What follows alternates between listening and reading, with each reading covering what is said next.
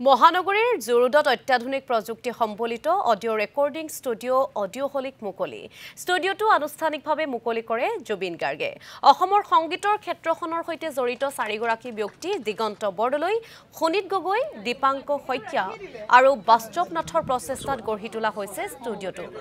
অনুষ্ঠানত উপস্থিত থাকে জনপ্ৰিয় শিল্পী তৰালী শৰ্মা ৰূপম ভূঞা মানস ৰবীন আচুৰ্য বৰপাত্ৰকে ধৰি বহু কেইগৰাকী কণ্ঠশিল্পী ষ্টুডিঅ'টো মুকলি কৰি শিল্পী কেইগৰাকীক নতুন যাত্ৰাৰ বাবে শুভেচ্ছা জনায় জুবিন গাৰ্গে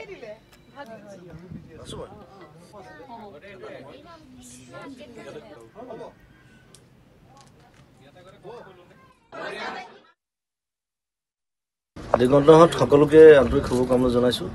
আৰু এইটো ষ্টুডিঅ'ত আটাইতকৈ বেছি কাম ময়ে কৰিছোঁ এতিয়া নতুন নামেৰে আকৌ নামাকৰণ কৰা হৈছে অডিঅ'হলিক আৰু দিগন্ত বৰদলৈ সকলোৱে চিনি পায় চাউণ্ড ইঞ্জিনিয়াৰ সি আগভাগ লৈছে আৰু লগত কেইবাজনো আছে চ' বহুত কাম হ'ব বুলি ভাবোঁ ইয়াত ভাল ভাল কাম মিক্সিঙে হওক ৰেকৰ্ডিঙে হওক চ' সকলোৱে সুন্দৰকৈ কাম কৰক আৰু আমি একেলগে কাম কৰি গৈ থাকিম